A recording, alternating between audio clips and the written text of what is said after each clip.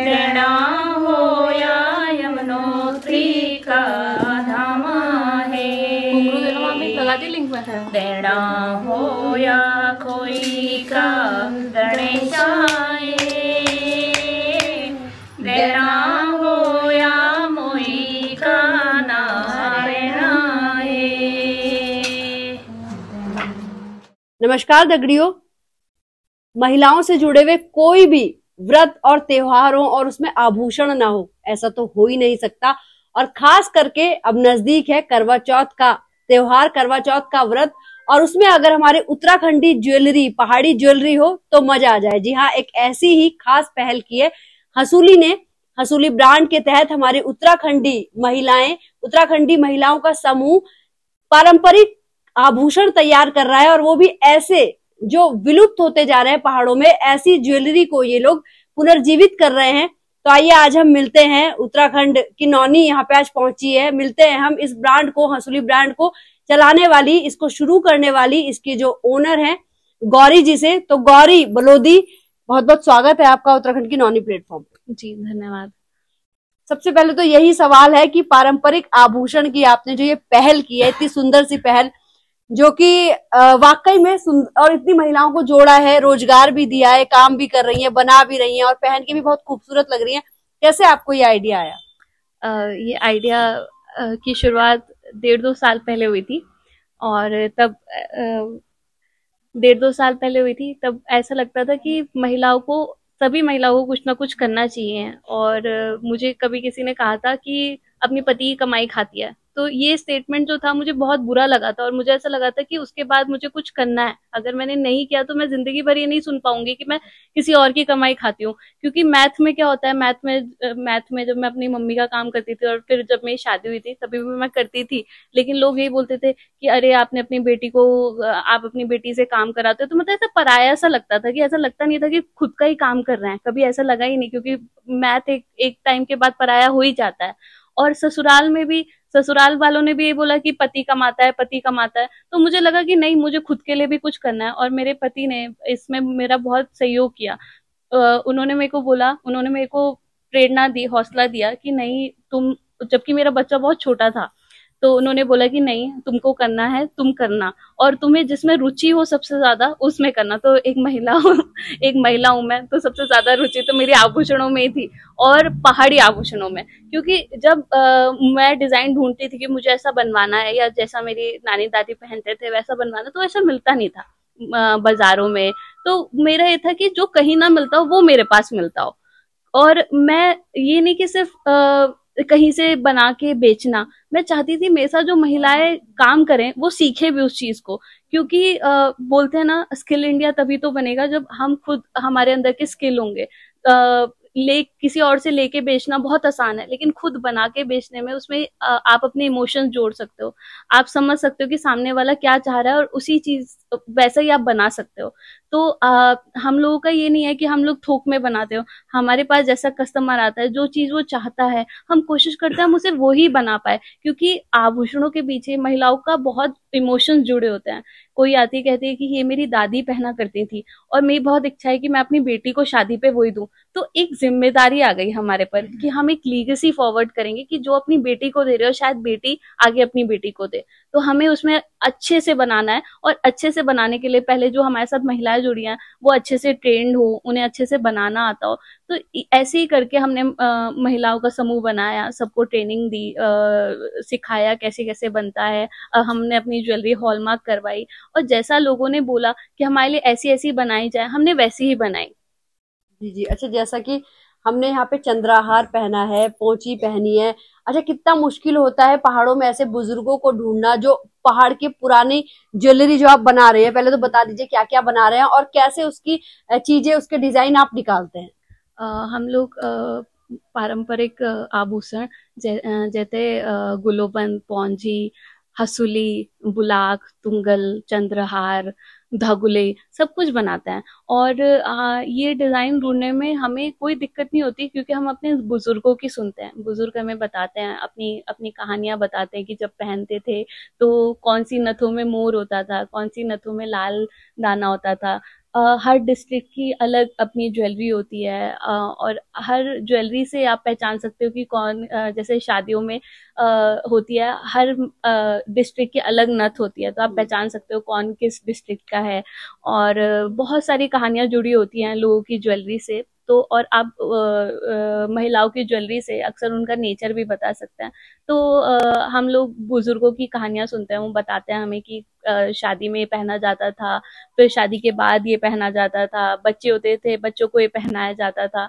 तो ऐसे ऐसे करके हमने, उन्होंने जो हमें बताया वो हमने डिजाइन्स वैसे वैसे बनाए।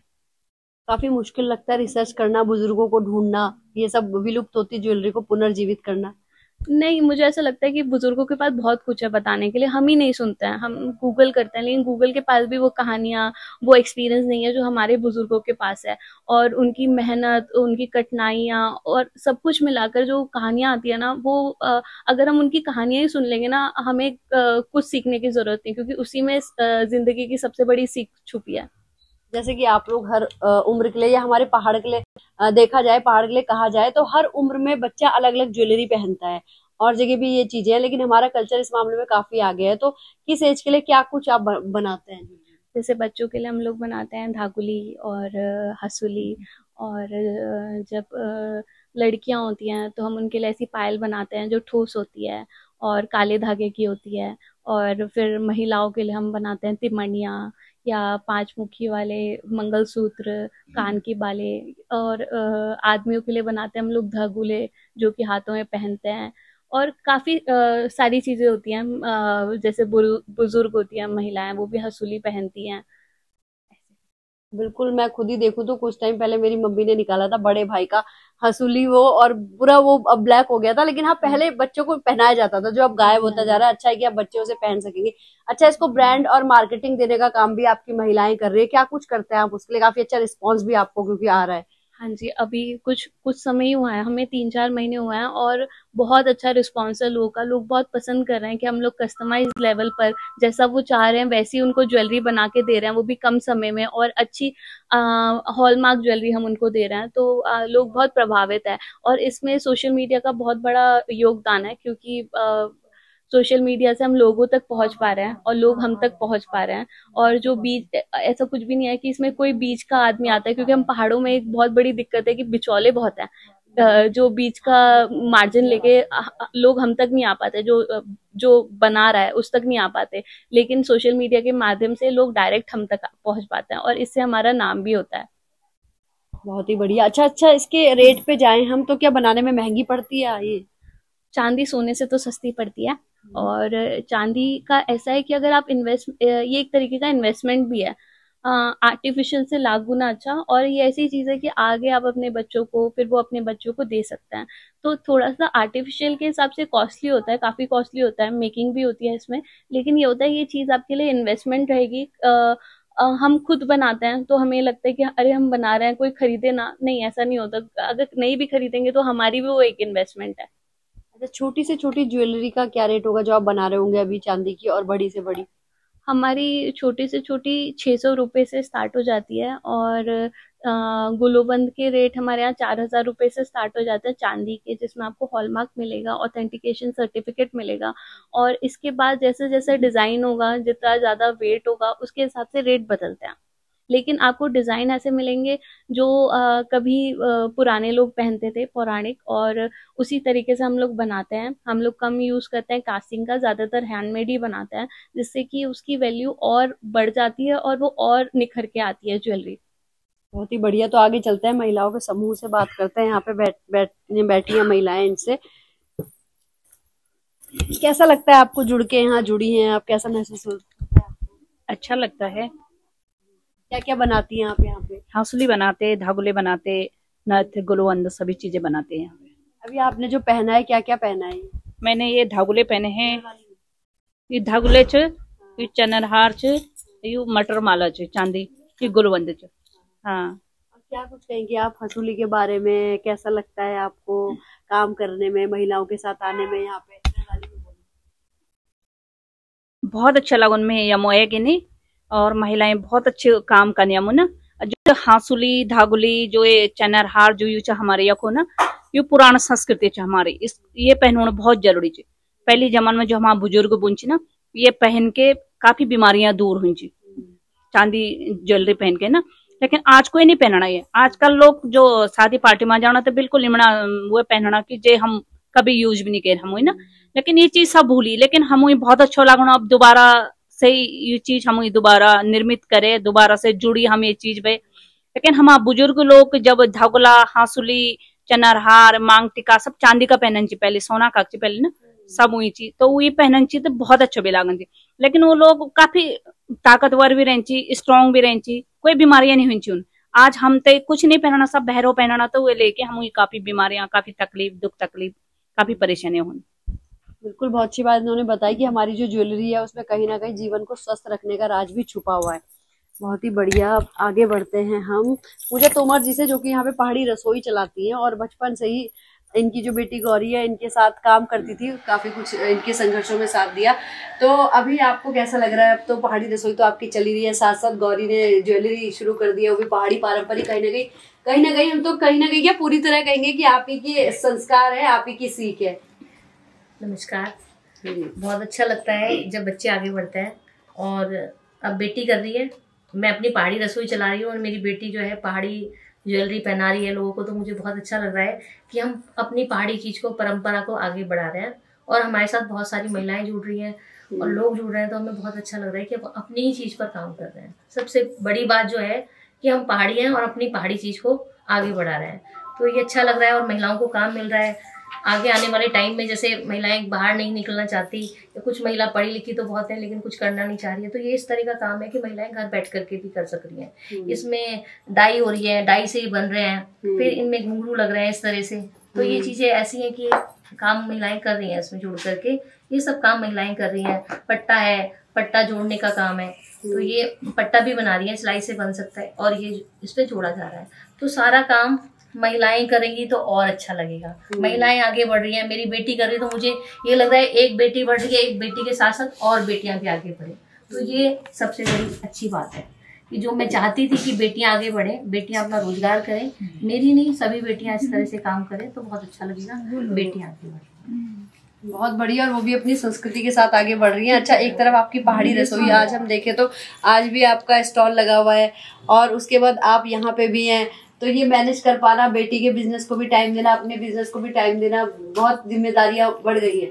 हाँ, बेटी का छोटा बच्चा है तो वो उसको भी देख रही है, तो थोड़ा उसकी भी मदद करा रहे हैं और अपना काम भी देख रहे हैं। ऐसा ना लगे कि बेटी मेरे पर बोझ है या मैं बेटी के ऊपर बोझ हूँ, तो हम दोनों अपना अपना काम कर रहे हैं और बहुत अच्छे से कर रहे हैं, तो हमें अच्छा लग रहा है काम करके। और दूसरी बात कि बेटी के ससुराल वालों का भी पूरा सहयोग है, सपोर्ट है कि वो बेटी को किसी चीज में पीछे नहीं कर रहे हैं, आगे बढ़ा रहे हैं। तो ये मेरे लिए और भी सौभाग्य की बात है कि मेरी बेटी को ससुराल से बहुत सपोर्ट मिल रहा है।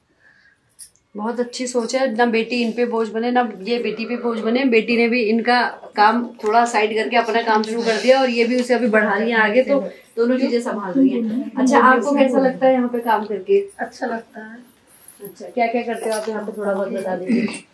ये सिलाई इसमें लगाते हैं ना। अच्छा, ये सिलाई का काम करते हैं, और अच्छा टाइम पास भी हो जाता होगा सबके साथ, अपना बातचीत और काम सब है। हाँ जी, बिल्कुल। अच्छा, आप क्या क्या बना रही है, कैसा लग रहा है आपको? मैं यहाँ पर इसकी जो ये डाई होती है जी, इस डाई को इसके साथ इस्तेमाल करके चांदी के उसके साथ टूट के इसके साथ इसकी डाइज बनाते हैं।